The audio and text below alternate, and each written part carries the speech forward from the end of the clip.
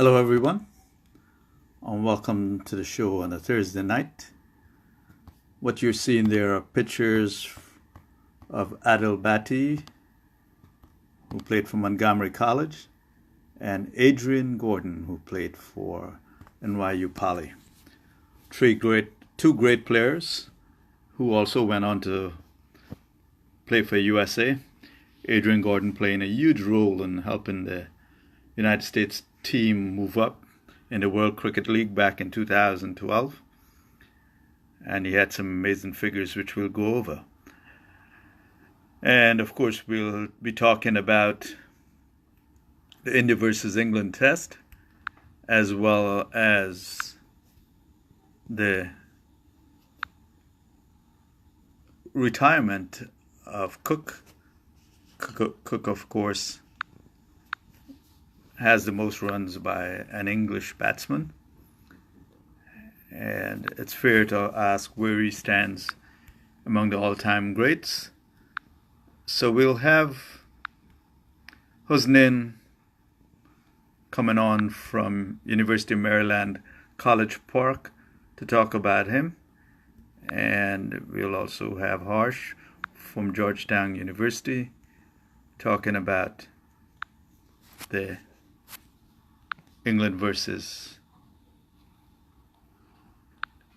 India match. Harsh on, and hopefully we don't have the difficulties that we had prior to this. And I'm happy to say that there's Harsh. So Harsh, yes, well, it's great that we haven't had the problems that we had the last time. Yeah, so let's sure. get right to it. The series England versus India has been fascinating, of course, not going in India's favor for various reasons that have been roundly criticized, up to and including Virat Kohli's captaincy, even though his batting has been tremendous. So let's get your take on this test right now. Yeah. So this test has not gotten off to the best of starts. With in the first innings, India was not even able to surpass England's total, and I don't think that's happened in this series before. And it's a little sad because lots of people would say that at the end of the first day, India definitely dominated. The first day is what most people said. But then they allowed the 8th and 9th wicket partnerships to just go on and add some 50, more than almost 100 runs to the total. So, that's been a bit of a problem. That said, it was definitely encouraging to see Jadeja and the other debutant, Vihari, I think. It was definitely encouraging to see their good batting. Each of them scored half. Well, you mean encouraging from an Indian point of view? From an Indian perspective, of course, yeah. It was encouraging from an Indian perspective to see their great batting and sort of saving the Indian innings. And of course, Alistair Cook's farewell. He's been scoring a lot. So I think he's almost at his half century. He scored 71 in the first innings, so that would be great from an English perspective as well. Now, naturally, people are saying, people are questioning Virat Kohli's captaincy. What do you think about how he's been doing as a captain? Yeah, for sure.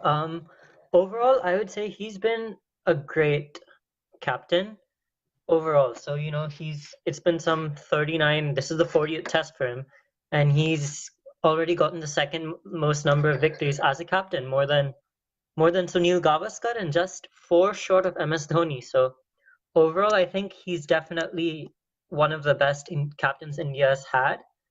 But in this series, specifically this match, I would say that there are some questionable decisions relating to selection of players in the series overall, and in this match relating to some fielding tactics.